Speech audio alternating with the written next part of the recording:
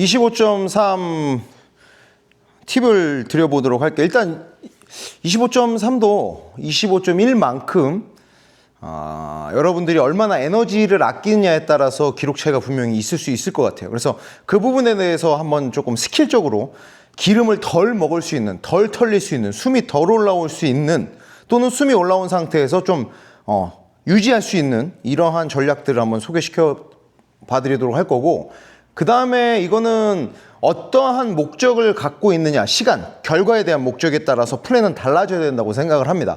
해보신 분들은 알겠지만 내가 13분 언더, 11분대나 12분대를 원한다고 하면 앞에서부터 타이트하게 가야 돼요. 앞에서 심박을 낮추려고 너무 여러분들이 조금 안정적으로 운영하시다 보면 뒤에서 시간을 줄일 만한 여력이 절대 나오지 않습니다. 그렇기 때문에 이 와드는 13분 언더를 목표로 하시는 분들은 초반부터 타이트하게 가는 전략을 버려서는 안 돼요. 물론 그 유지가 안 되면 기록이 안 나오는 거겠지만 어쨌든 13분 언더, 11분대, 12분대의 기록을 원하신다라고 하면 앞에서부터 타이트하게 가셔야 되고요. 반대로 13분 이후의 기록을 여러분들이 나한테는 그게 최선의 기록이다라고 생각하셨을 경우에는 앞에를 타이트하게 갈 이유가 없는 거죠. 앞에를 최대한 여러분들이 잘 끊어서 숨을 잘 아끼면서, 체력을 아끼면서 후반부에 특히 마지막 스네치와 워러크와 로잉에서의 특히 마지막 로잉에서 시간 단축을 목표로 하시는 게 가장 좋겠죠. 그래서 약간 스플릿한 전략으로 가셔야 됩니다. 내가 13분 언더를 갈지 13분 이후의 기록을 목표로 할지, 또는 13분 이후에 13분 초반대의 기록을 갖고 있다, 이런 분들이 재측을 하신다 그러면 결과가 PR이 안 되더라도 반드시 앞을 조금 더 타이트하게 가셔야겠죠. 그 다음에 끊어가는 거는 뭐 여러분들 다 알고 계신 거죠. 요번 와드는 리프팅을 잘하는 건 큰 의미가 없어요. 데드 아무리 못해도 둘두로, 남자 기준 둘두로 무게의 25개를 못하진 않습니다. 스네치를 클린을 아무리 잘해도 135 25개를 전략 없이 여러분들이 그냥 안 끊고 쭉 간다 그러면 안 털릴 수가 없어요. 스네치도 마찬가지입니다. 스네치를 아무리 잘해도 95파운드 25개의 스네치를 그 체력 수준으로 와서 안 끊고 무분별하게 들이댄다라고 하면 안 털릴 수 없어요. 그렇기 때문에 이번 와드는 생각보다 리프팅이 많고 무게가 좀 부담스럽다라고 생각할 수도 있겠지만, 리프팅의 스킬의 숙련도가 이 와드를 결정하는 부분은 아니라고 생각을 저는 합니다. 그렇기 때문에 이 와드는 얼마나 체력 수준을 잘 끌고 가느냐, 그리고 오히려 로잉을 잘 타시는 분들이 훨씬 더 유리할 수 있죠. 월워크도 만약에 월워크가 10개나 25개 치퍼로 나왔다거나 아니면 5개씩 있는 게 10개로 나왔다라고 하면 월워크를 못 하시는 분들의 피해가 컸겠죠. 체중이 많이 나갔거나. 근데 5개 정도면 이것 또한 월워크, 짐내스틱에 대한 난이도가 그렇게 높은 난이도는 아니에요. 그래서 어떻게 보면 2번 25.3은 전체적인 자기의 체력 수준을 잘 매니지먼트하는, 그러니까 상당히 무식한 것 같지만 상당히 고급진 와드라고 생각을 합니다. 내가 얼마만큼의 내 체력들을 잘 조절해 나가면서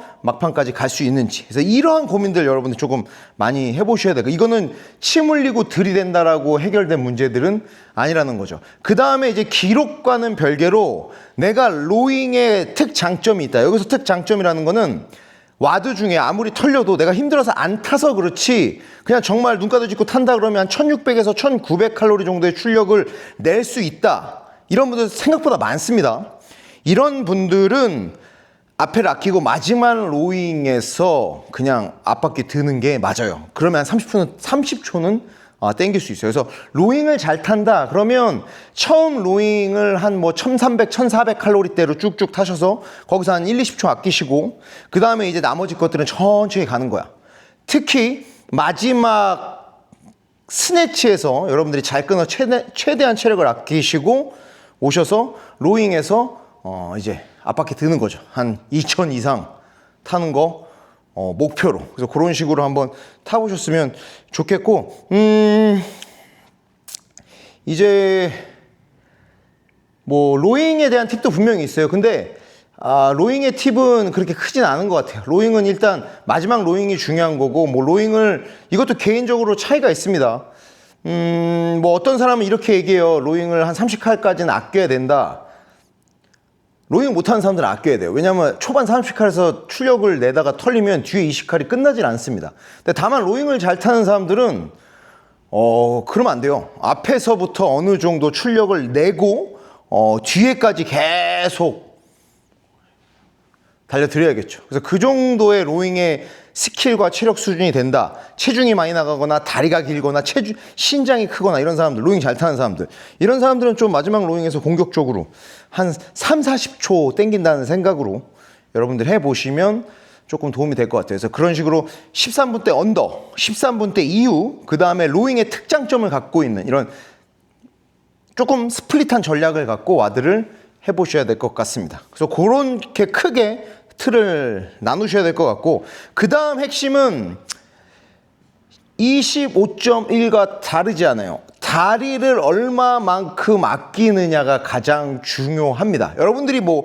팔을 아끼는 거 생각하실 것 같지만 솔직히 워러크 5개, 그 다음에 뒤에 1개씩, 그 다음에 로잉, 제가 봤을 때 숨이 차오르는 거는 상지보다는 하지의 피로도가 더 클 수 있어요. 여러분들이 막 감각적으로 와닿진 않겠지만, 그렇기 때문에 저는 리프팅에서 하지를 얼마만큼 아끼느냐가 가장 중요한 팁이라고 생각을 해요. 그래서 오늘 리프팅의 팁의 핵심은 클린과 스네치에서 얼마만큼 무릎을 덜 쓰고 뒤쪽 애들을 많이 걸어줄 수 있느냐.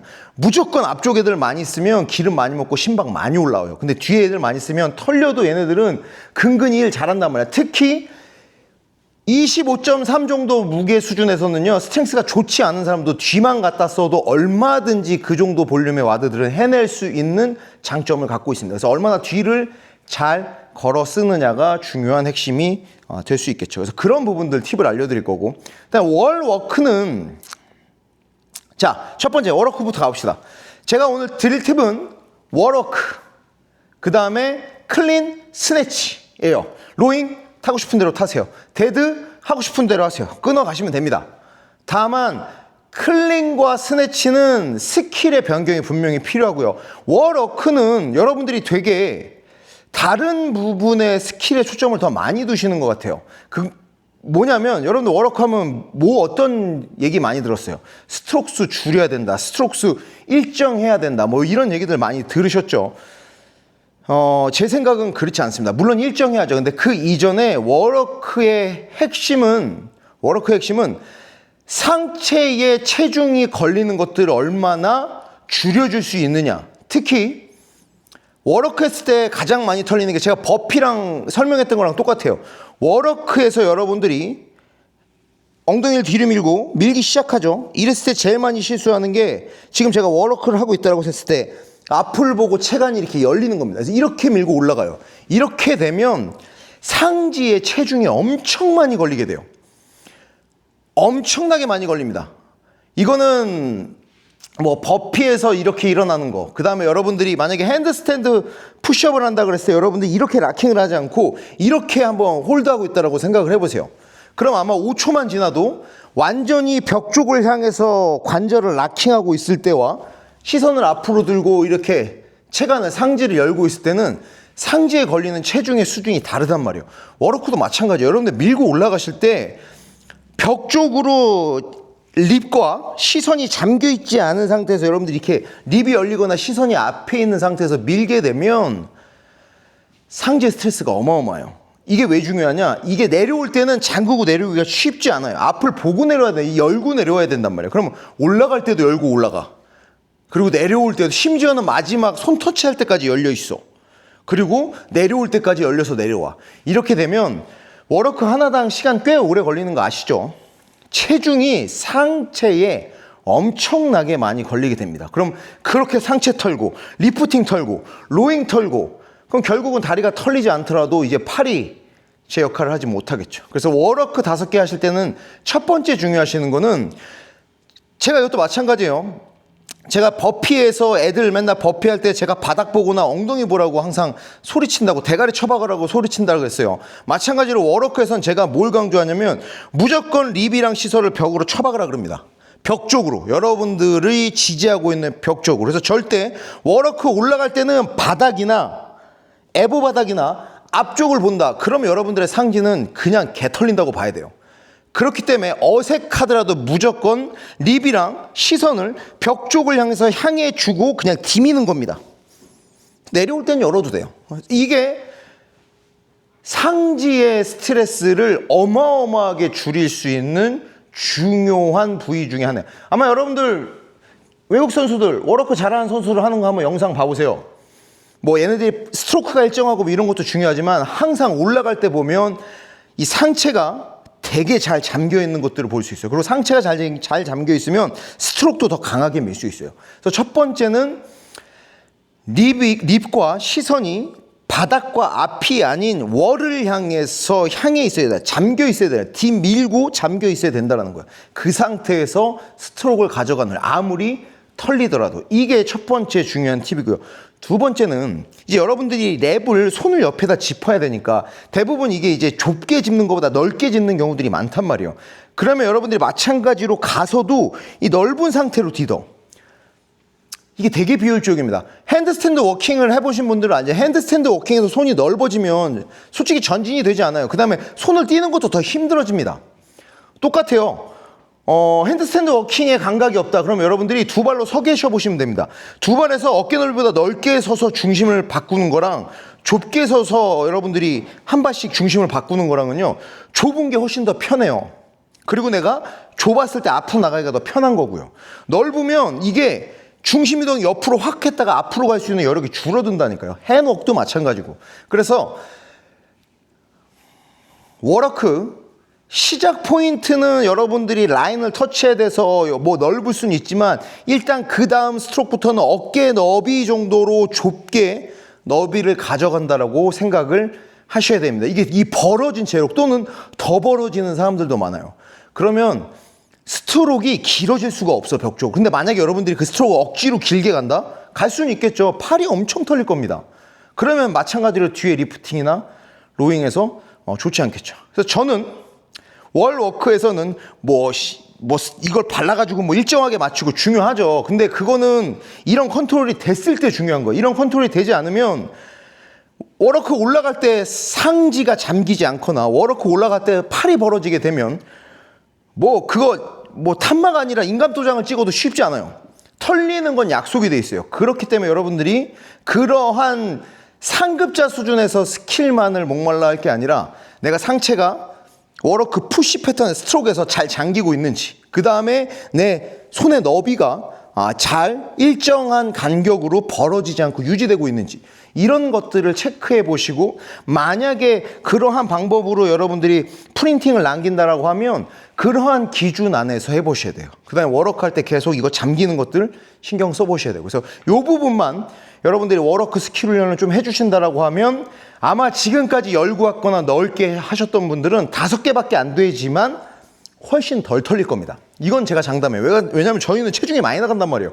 120kg가 워커 한다고 생각해 보세요. 이게 효율적일 때랑 효율적이지 않을 때가 즉각적으로 피드백이 온단 말이에요. 그렇기 때문에 여러분들이 크게 못 느끼겠지만 와드 중에 피로도가 누적되면 누적될수록 훨씬 더 힘이 덜 쓰여지는 것들을 체감할 수 있단 말이에요. 그렇기 때문에 프레쉬 했을 때 해봤을 때는 감성이 안 오더라도 한번 이런 스킬들을 연습해 보시는 거예요. 이게 이제 워커에서의 첫 번째 팁이고요. 그 다음은 이제 클린 같은 경우는 얘기했잖아요. 제가 여러분들 영상 많이 봤거든요. 불특정 다수의 분들을. 그러면 제일 많이 하나를 끊어가든 뭘 끊어가든 제일 아쉬운 게 일반적으로 고중량 리프팅과 고볼륨 리프팅의 스킬은 달라야 됩니다. 고중량은 어쨌든 세팅 자세가 낮아야 되고 무릎에 많이 걸려야 돼요. 고볼륨은 생각보다 세팅 자세가 높아야 되고 뒤에 많이 걸려야 됩니다.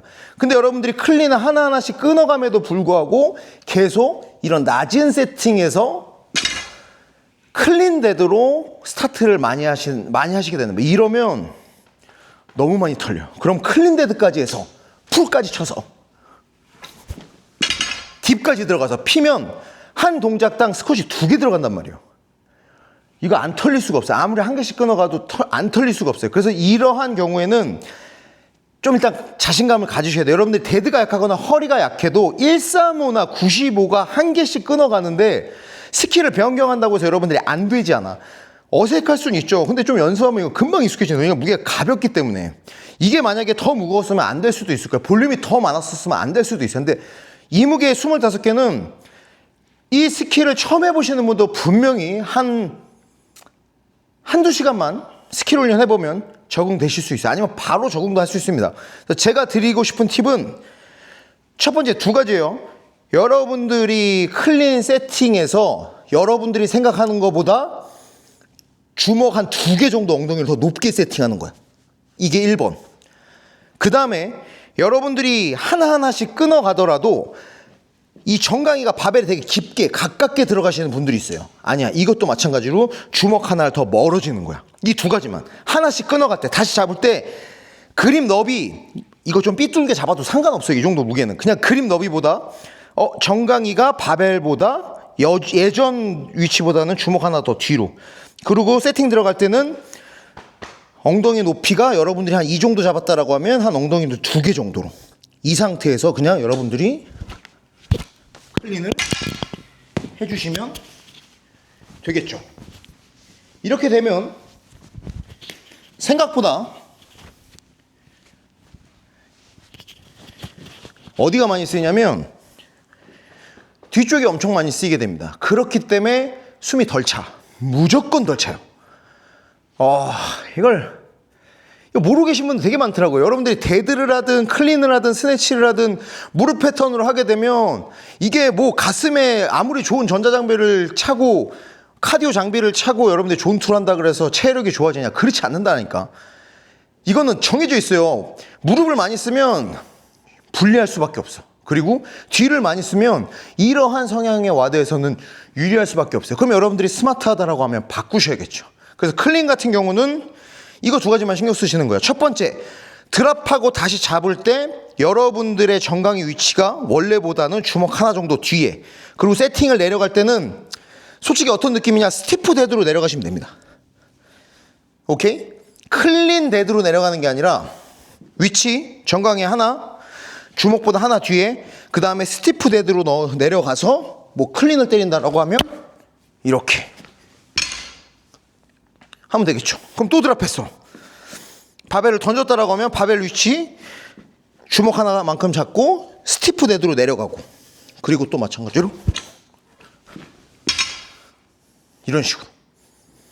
이렇게 되면 얘네들보다는 뒤를 훨씬 더 많이 걸 수 있어요.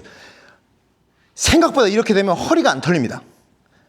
허리가 훨씬 안 털려요. 허리가 털리는 분들도 바벨에 너무 가깝게 붙거나 스쿼트 패턴이 너무 많은데 이 상태에서 다리가 털리니까 엉덩이가 먼저 들리니까 허리로 오는 거예요. 대부분 그래요, 패턴들은. 그렇기 때문에 이런 걸 막아줄 수 있는 부분은 처음부터 바벨과 멀리, 그 다음에 스티프 데드로 세팅, 그 다음에 풀. 오케이? 그래서 이것만 여러분들이 계속 몇 번 연습해 보시면 드랍하고 포지션 잡고 스티프 데드, 드랍하고 포지션 잡고 스티프 데드. 오케이? 이렇게 되면 이건 비교가 안 돼요. 해보시면 압니다. 한 10개씩만 비교해 보세요. 바벨에 가깝게 잡고 클린 데드로 들어가서 뽑는 사람과 주먹 하나 정도 떨어져서 스티프 데드로 뽑는 사람, 똑같은 사람이 이 2가지 스킬을 사용한다고 하면 기름은 엄청난 차이가 있습니다. 한번 해보시면 좋겠고, 그 다음에 이제 하나 추천드릴 거, 힘이 센 분들, 특히 상지 근력이 좋으신 분들은 저는 세컨풀을 안 써보는 것도 추천드려요. 예를 들면 이런 거죠. 지금 똑같아요. 세팅은 들어갔고 스티프로 들어갔죠. 그럼 어떻게 뽑느냐? 그냥 이렇게, 그냥 머슬 클린이죠. 머슬 클린의 장점은 다리보다 상지가 기름을 덜 먹어요. 그 다음에 여러분들이 세컨 풀을 치게 되면 풀에서 파워 동작 한 번 나오죠. 그 다음에 또 마찬가지로 랜딩에서 파워 동작이 한 번 더 나와. 그렇기 때문에 생각보다 기름을 많이 먹게 됩니다. 그래서 여러분들 체력이 있으시면 머슬 클린도 한번 섞어보시는 거. 그 다음에 이거는 다 머슬 클린 할 필요 없죠. 그럼 또 팔이 너무 털릴 수 있으니까. 그래서 저는 어떻게 했냐면 앞에 한 10개 멀스 클린, 그리고 이제 뒤에는 그냥 풀, 세컨 풀 줘서 이런 식으로 진행을 했습니다. 그 다음에 세컨 풀에서도 여러분들이 세컨 풀 이후에 딥을 깊게 들어가는 버릇을 버리셔야 돼요. 그냥 거의 없이 받으셔야 됩니다. 왜냐면 이게 지구력 훈련에서 무조건 스쿼트 패턴이 많이 빨리 깊이 들어가면 기름은 많이 먹고 털릴 수밖에 없어. 심박이, 체력이. 그리고 이 빌어먹을 무릎, 스쿼트 패턴의 가장 악랄한 점은 뭐냐면 와드 중에 털리면 회복이 되지 않는다는 거야. 와드가 끝나도 잘 회복이 되지 않아.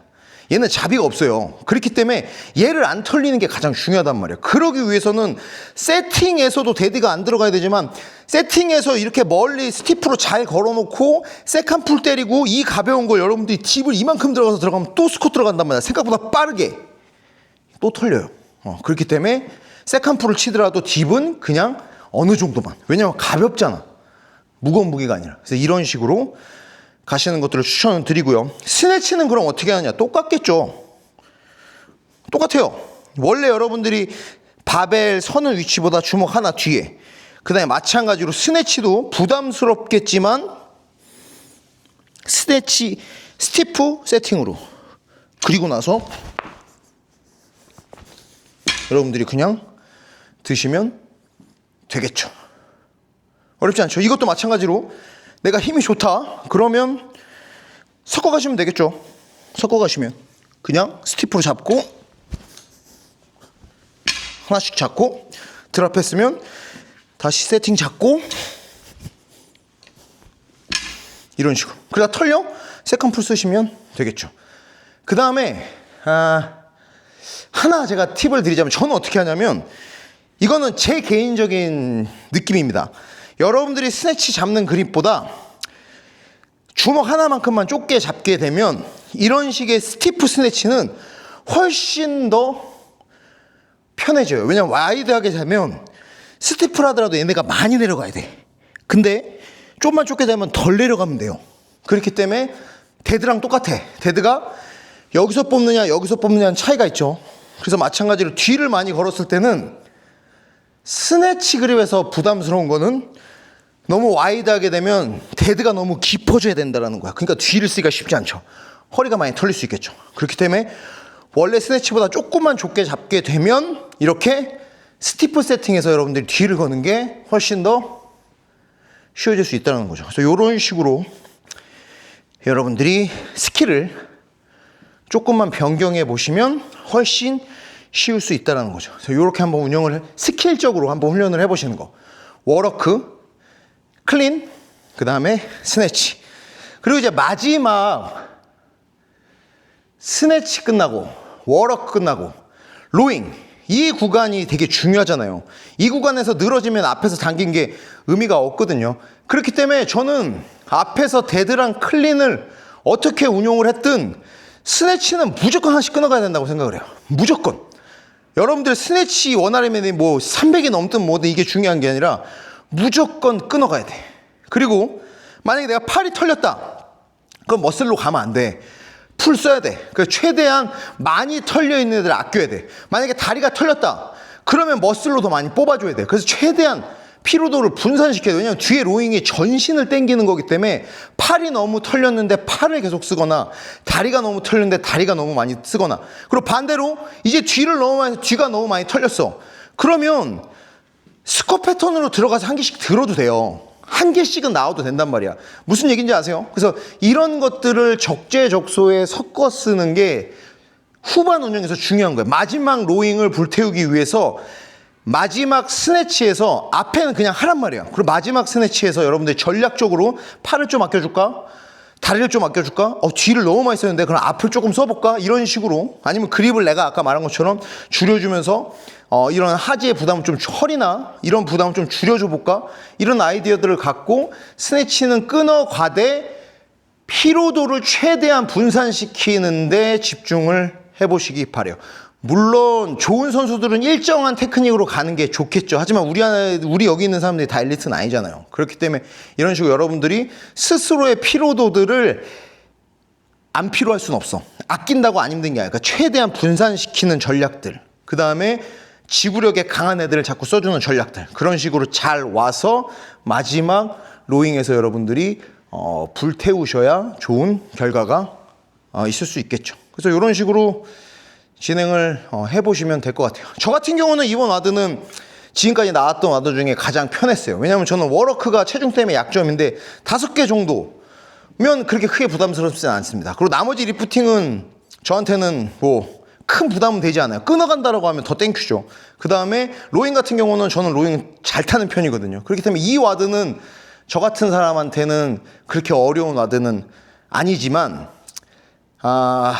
만약에 이런 장점이 없다, 그럼 아까 말한 것처럼 수단과 방법을 가리지 않고 피로도들을 최대한 분산시키고 후반부에 체력을 최대한 비축하는 거, 이러한 전략들. 그렇기 때문에 리프팅은 끊어가야 되는 거. 그 다음에 리프팅 중에 무릎 많이 쓰지 않는 거, 최대한 뒤에 걸어 쓰는 거. 그리고 상지 스트렝스가 강하다라고 하면 세컨 풀도 조금 줄여주면서 머슬 풀로 여러분들이 좀 사용해 보시는 거. 이런 식으로 체력 수준들을 조금 안배하는 고민들을 해 보셨으면 좋을 것 같아요. 그 다음에 이제 제가 하나 부탁드리고 싶은 거는, 이게 컴페티션이니까 이렇게 하는 겁니다. 저는 이제 훈련할 때는 이런 식으로 훈련하는 건 좋지 않아요. 이래 갖고는 성장이 되지 않죠. 그래서 저희는 절대 이런 식으로 선수들한테 저는 훈련을 강요하지 않습니다. 뭐 이런 스타일로 했다 이렇게 바꿔서 하고, 그냥 정해져 있는 걸로 쭉 가는 게 훈련인 거고, 컴페티션에서는 내 한계가 명확하다라고 하면 내가 갖고 있는 수용량 안에서 최대의 결과물을 얻기 위해서는 이런 다양한 전략들도 여러분들이 고민해 보실 수 있어야 된다라고 생각을 합니다. 그래서 훈련은 무식하게, 컴페티션은 조금 더 스마트하게 해보실 필요들이 있겠죠. 그래서 한번 25.3 잘 마무리해 보셨으면 좋겠고, 그 다음에 제가 아까 말씀드린 워워크 스킬, 그 다음에 클린 고반복 스킬, 스네치 고반복 스킬, 이거는 이후에 어떠한 와드든 여러분들이 이게 내 거를 만들어 놓으면 에너지 소비 쪽으로 상당히 효율성을 가질 수 있는 스킬 부분들이기 때문에 한번 꼭 이번 기회에 잘 숙련하셔서 여러분들 것들로 만들어 보시기 바랍니다. 자, 마지막까지 부상 없이 최선을 다하시기를 바랍니다.